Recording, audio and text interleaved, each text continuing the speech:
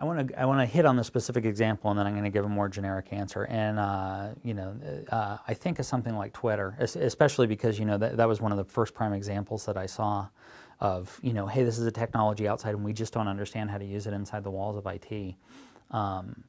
You go into any large IT environment, and there's always the messages of hey, this particular network server is down, this particular email server needs maintenance. Let me give you this update.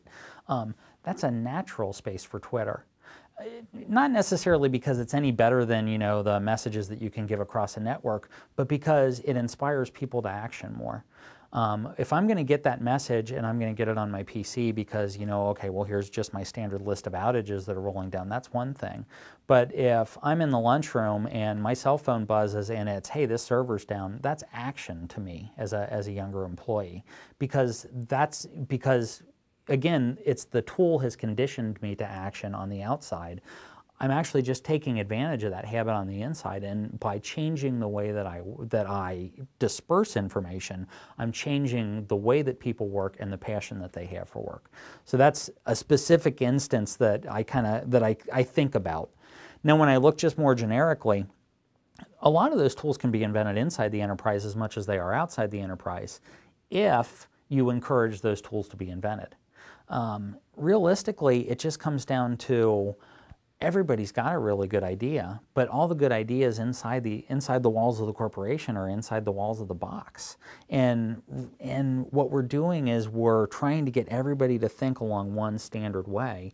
And honestly, in a global environment, we've already figured out that doesn't work. There's different cultures, the people are trained differently.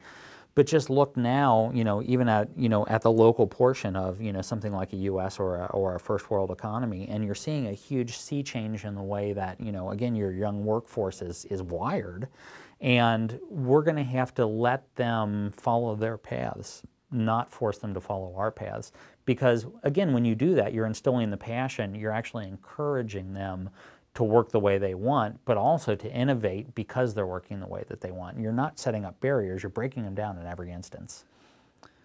Effectively, the way that the younger workforce was educated, the way that they were trained, and the way they want to come into the workforce is working naturally in a collaborative fashion. And they're doing it in ways that those of us who really were trained along the individual lines just don't understand. But we do understand the results of that, and by encouraging that collaboration rather than trying to force people back through the exact same paths that we learned to become IT professionals or to become management professionals, if we can manage to actually adapt to their path rather than having them adapt to our path, we're going to get results much greater, much faster, with a tremendous amount more passion than we would have gotten otherwise.